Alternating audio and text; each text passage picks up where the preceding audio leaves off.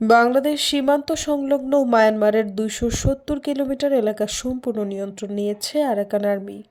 রবিবার বাংলাদেশ সীমান্তবর্তী মিয়ানমারের মংডু শহর দখলের দাবি করেছে দেশটির সশস্ত্র বিদ্রোহী গোষ্ঠীটি। ফলে সীমান্তের প্রায় ৩০০ কিলোমিটার এলাকার পুরোটাই আরাকান আর্মির দখলে চলে গেছে।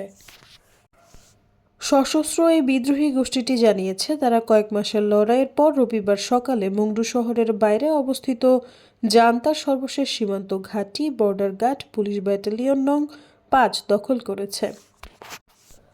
সোমবার রাখাইন মিডিয়া জানায়, মংডু যুদ্ধের পর সামরিক অপারেশন কমান্ড ১৫-এর commander brigadier general Thurein Tun এবং প্রায় ৮০ জন রোহিঙ্গা বিদ্রোহী সহ জান্তা বাহিনী সদস্যদের আটক করেছে আরাকান আর্মি। মে মাসের শেষ দিকে মংডু আক্রমণ শুরু করেছিল আরাকান আর্মি। পুরো শহর নিজেদের দখলে নিতে তাদের ৬ মাস সময় লেগেছে। আরাকান আর্মির দাবি, তারা মিয়ানমারের বাংলাদেশ সীমান্তবর্তী ৩টি শহরের সম্পূর্ণ নিয়ন্ত্রণ নিয়েছে। এগুলো হলো রাখাইন রাজ্যের মংডু ও বুথিডং এবং ভারতের সীমান্ত সংলগ্ন চীন রাজ্যের পালেতোয়া।